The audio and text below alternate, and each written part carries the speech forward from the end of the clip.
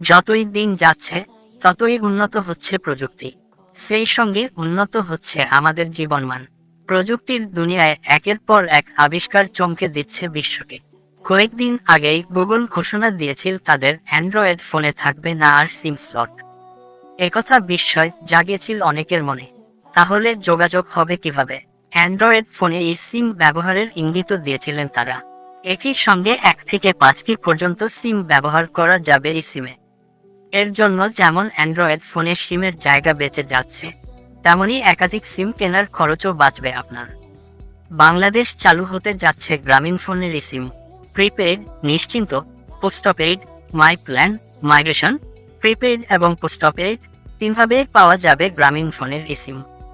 ধারণা করা হচ্ছে 2025 সালের মধ্যে বিশ্বজুড়ে এই সিমের ব্যবহার বেড়ে হবে 3.4 বিলিয়ন। তবে অনেকেই হয়তো এখনো এই সিম কি সে ব্যাপারে জানেন না। চলুন জেনে নেওয়া যাক এই সিম আসলে কি এবং এর সুবিধা অসুবিধাগুলো। এই সিম হচ্ছে ফোনে ইনস্টল করা ভার্চুয়াল সিম।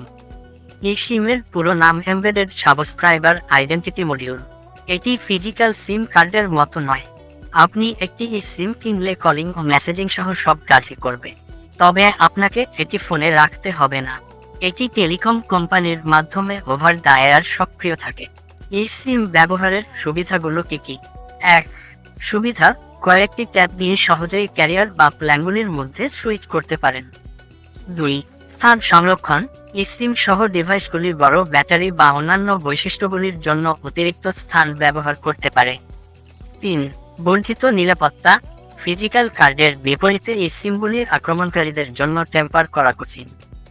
এই সিম ব্যবহারের অসুবিধাগুলো কি কি? 1.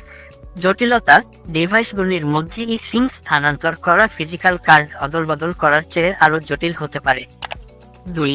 সীমিত সামঞ্জস্য: সমস্ত ডিভাইস এই সিম সাপোর্ট করে না, বিশেষ করে মাঝারি মানের স্মার্টফোন।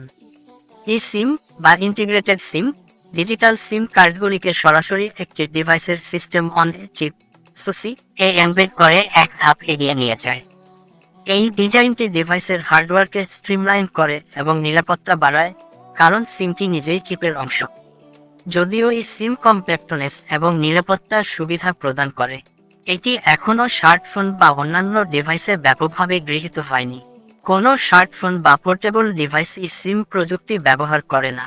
একটি ডিভাইসের সুসিতে এর একীকরণ শক্তিশালী নিরাপত্তা সুবিধা প্রদান করে ও আর্ম ট্রাস্টনের মতো বিদ্যমান প্রোটোকলগুলিকে কাজে লাগিয়ে দেয়।